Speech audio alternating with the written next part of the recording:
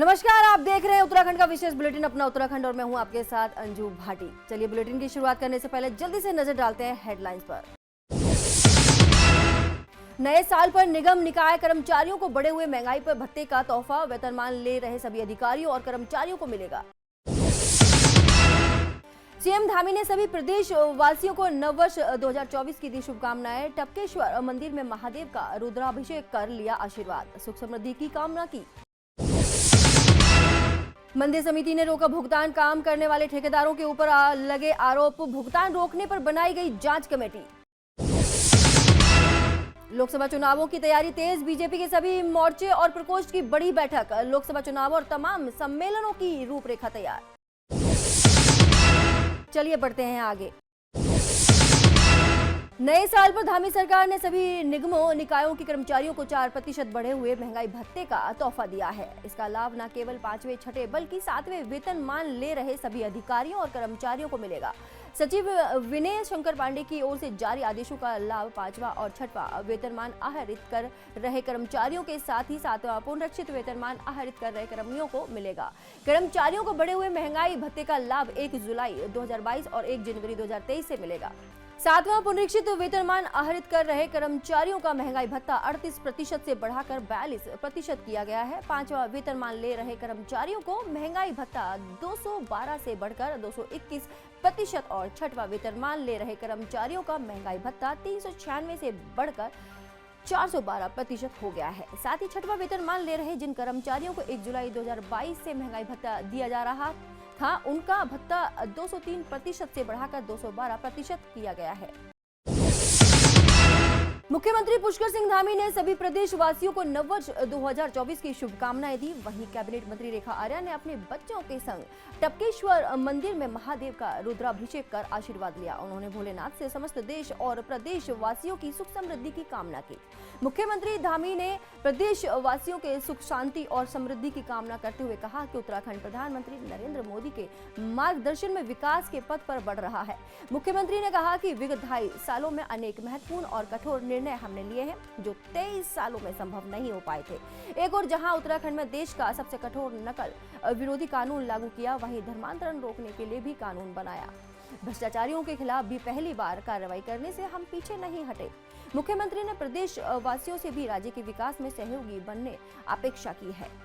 सभी को मैं बहुत बधाई देता हूँ, शुभकामनाएं देता हूँ और देशवासियों के लिए नया वर्ष उपलब्धि भरा हो, नई नई उपलब्धियां प्राप्त हों, सबके जीवन में सफलता प्राप्त हो, हर कोई निरोगी हो। हमारे प्रधानमंत्री जी का नेतृत्व हमको लंबे समय तक प्राप्त हो। देश दुनिया हमारा, जैसे भारत आज दुनिया की सबसे बड़ी अर्थव्यवस्था बन गया है। आने वाले उनके तीसरे टर्म में भारत तीसरे नंबर की अर्थव्यवस्था बनेगा। सबको शुभकामनाएं।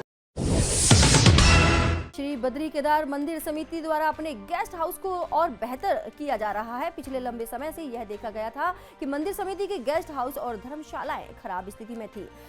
हालत यह थी कि वहां पर पर्यटक रुकने से भी परहेज करते थे और इसी को देखते हुए अब जाकर मंदिर समिति ने अपने सारे गेस्ट हाउस और धर्मशालाओं को अच्छी स्थिति में कर दिया है।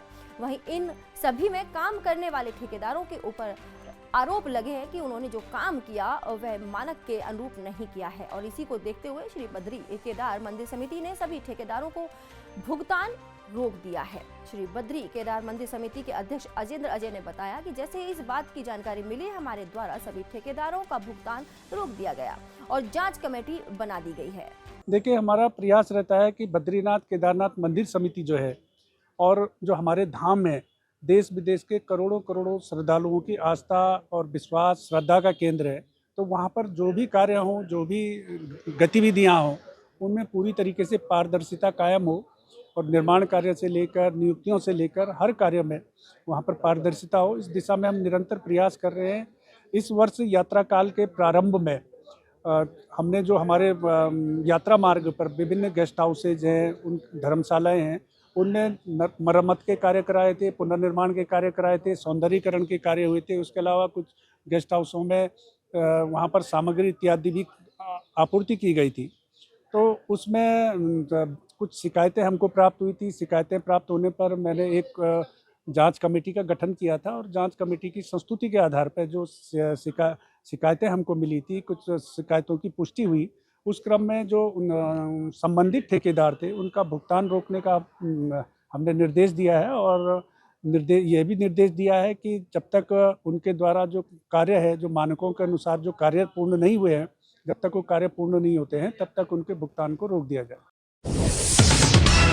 जनवरी माह से बीजेपी के लोकसभा चुनावों की तैयारी तेज होने जा रही है। जी हां, 4 जनवरी को बीजेपी के सभी मोर्चे और प्रकोष्ठ की बड़ी बैठक देहरादून में होने जा रही है, जिसमें बीजेपी लोकसभा चुनावों और तमाम सम्मेलनों की रूपरेखा तैयार करेगी। बीजेपी प्रदेश महामंत्री आदित्य कोठारी ने बताया कि इस बैठक में आगामी तमाम कार्यक्रम तय होंगे और उसमें जो महत्वपूर्ण है कि 4 तारीख को देहरादून में हमारे जो सभी मोर्चे हैं 7, उन मोर्चों के प्रदेश के पदाधिकारी, समस्त पदाधिकारी और जिलाध्यक्षों तक का ये एक बड़ी बैठक देहरादून में होने जा रही है और उसमें मोर्चों के द्वारा केंद्रीय स्तर से और प्रदेश के स्तर से कुछ कार्यक्रम उसके लिए तय हुए हैं।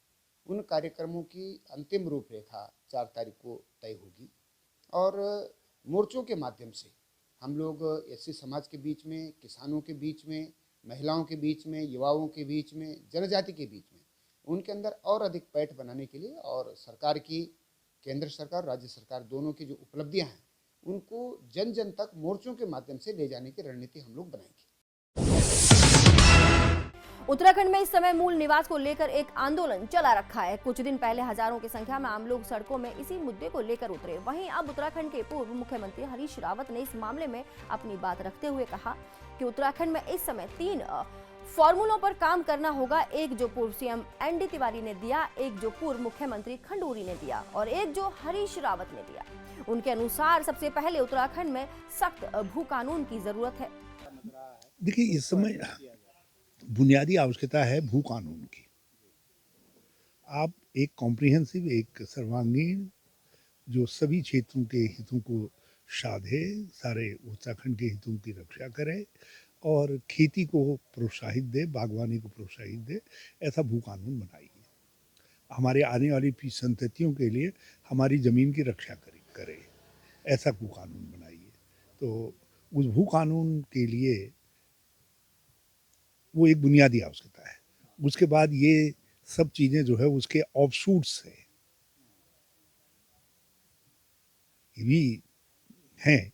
ये इसलिए उठ रहे हैं जब लोगों को लग रहा है कि हमारा तो अस्तित्व खतरे में पड़ रहा है, तो लोग अब अपनी जड़ों को खोज रहे हैं, इसीलिए मूल की बात आई है। उत्तराखंड में यूनिफॉर्म सिविल कोड लागू किए जाने की तैयारी शुरू कर दी गई है। माना जा रहा है कि जल्द ही समान नागरिक संहिता को कानूनी जामा पहनाया जा सकता है। इस संबंध में कार्रवाई अंदर खाने चल रही है। सीएम पुष्कर सिंह धामी पहले भी कह चुके हैं कि हम यूसीसी लागू करेंगे। जैसे ही हमें कमेटी की रिपोर्ट मिलेगी, हम इसे लागू करने की दिशा में कदम आगे बढ़ाएंगे। एक बार फिर सीएम पुष्कर सिंह धामी ने यूसीसी को लेकर कहा कि यूसीसी का ड्राफ्ट हमें नए साल में मिलेगा और हम नए साल में नए काम को आगे बढ़ाएंगे। उसका ड्राफ्ट हमको नए साल में मिलेगा और नए साल में हम नया काम आगे बढ़ाएंगे। नए साल को लेकर एसएसपी परमेंद्र सिंह डोभाल ने हुड़दंगियों को लेकर पुलिस अधिकारियों को सख्ती के साथ निपटने के कड़े निर्देश दिए हैं। तो साथ ही रेन बसेरे में ठहरे लोगों की व्यवस्था जांचने के साथ ही शहर में कहीं भी सड़कों पर पड़े गरीब लोगों के लिए गर्म कपड़ों की व्यवस्था कराने की सभी पुलिस कर्मियों को आदेश दिए।